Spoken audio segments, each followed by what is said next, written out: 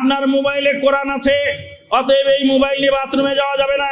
বললাম তুমি মুফতিও বাথরুমে যাও না, কারণ তোমার বুকেও কোরআন আছে।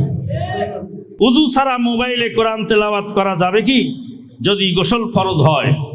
গোসল ফরজ হলেও আপনি মৌখিকভাবে কোরআন তেলাওয়াত করতে পারেন মুখস্থ। আর মোবাইলের মধ্যে যদি থাকে তো মোবাইলেও দেখে আপনি কোরআন তেলাওয়াত করতে পারেন। কোরআন তেলাওয়াত করতে পারেন। একজন মুফতি সাহেব বলছে, মাদানী সাহেব আপনার মোবাইলে কোরআন আছে, অতএব এই মোবাইল নিয়ে বাথরুমে যাওয়া যাবে না। বললাম তুমি মুফতিও বাথরুমে যাও না, কারণ তোমার বুকেও কোরআন আছে। হাফেজের সিনায় কোরআন আছে, ওরা কি সফটওয়্যার না হার্ডওয়্যার? সফটওয়্যার।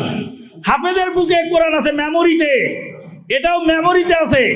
এখানেও মেমোরি কার্ড মানুষের তৈরি, আর এখানেও মেমোরি কার্ড আল্লাহর তৈরি। এখানে কোরআনের কোনো অক্ষর কিছু নাই, সেরেফ আলোর উপরে একটা সাপ ভেসে আসতেছে, আলো বন্ধ করলেই কোরআন নাই হয়ে যাচ্ছে। তার মানে এটা হলো হাফেজের মেমোরিতে যে কোরআন আছে, ওই কোরআন হলো মোবাইলে। যদি মোবাইল বাথরুমে নেওয়া না যায় হয় তো হাফেজকে বলো তুমিও বাথরুমে যাও না।